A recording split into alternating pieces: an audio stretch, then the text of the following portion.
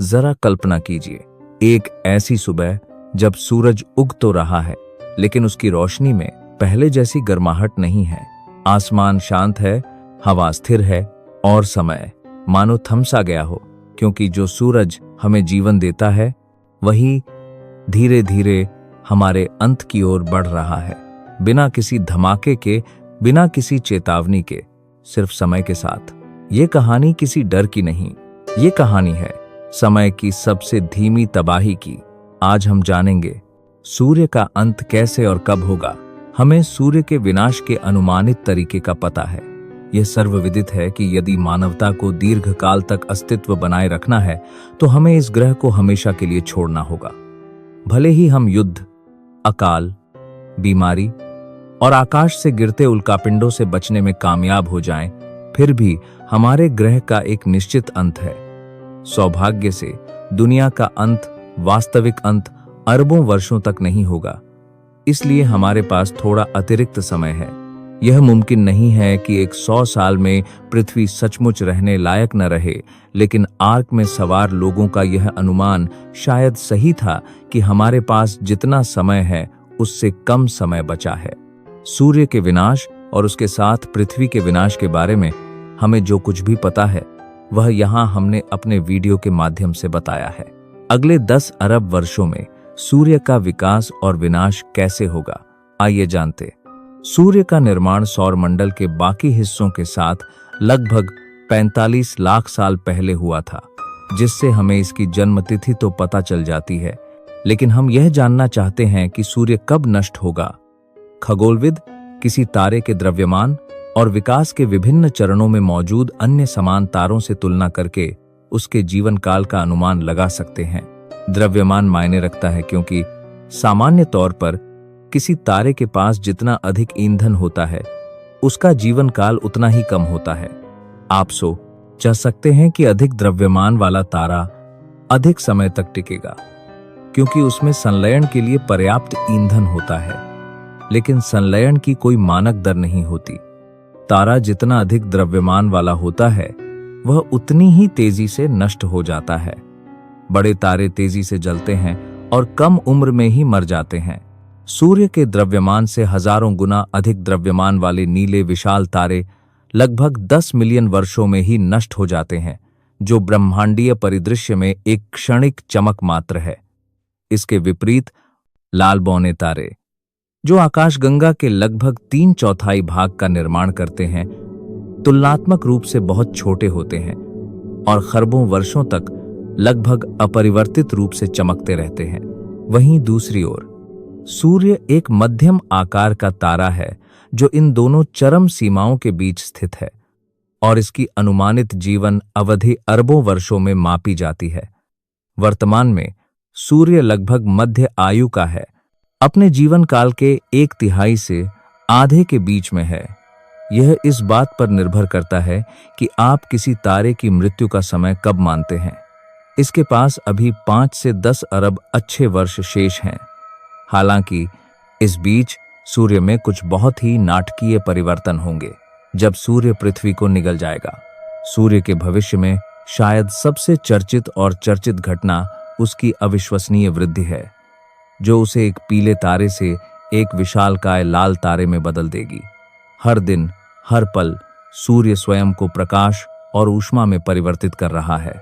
किसी तारे के केंद्र में अत्यधिक दबाव के कारण हाइड्रोजन के परमाणु आपस में इतने कसकर जुड़ जाते हैं कि वे मिलकर हीलियम का निर्माण करते हैं। इस संलयन की प्रक्रिया में कुछ पदार्थ ऊर्जा में परिवर्तित होकर मुक्त हो जाता है। धीरे धीरे हजारों वर्षों के दौरान वह ऊर्जा प्रकाश और ऊष्मा के रूप में पृथ्वी के केंद्र से निकलकर CS ओरमा धीरे धीरे तह की ओर बढ़ती है। इसके 8 मिनट बाद यह पृथ्वी तक पहुंचती है और आप अपने चेहरे पर सूर्य की कोमल किरणों का अनुभव करते हैं।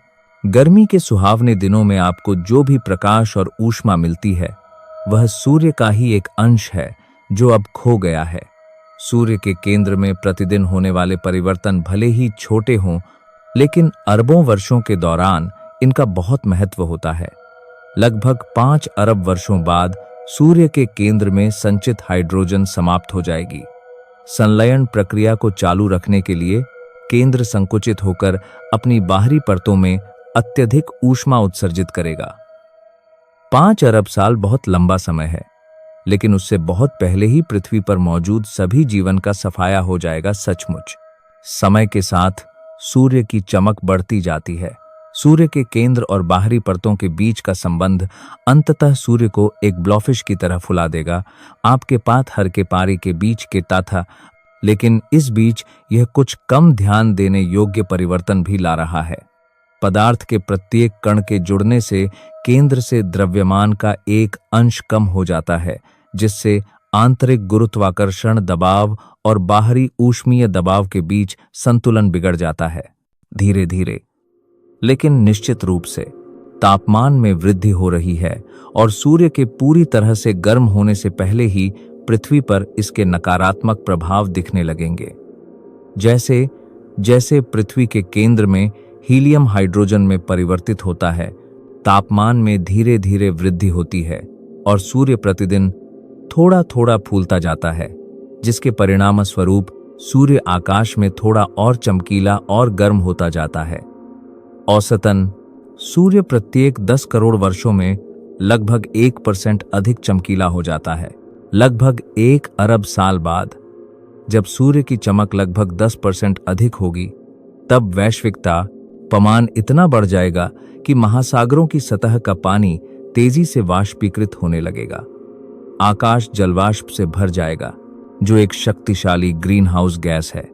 इससे एक ऐसी प्रतिक्रिया शुरू हो जाएगी जिससे महासागर उबल उठेंगे और पृथ्वी अस्थायी रूप से शुक्र ग्रह जैसी दिखने लगेगी।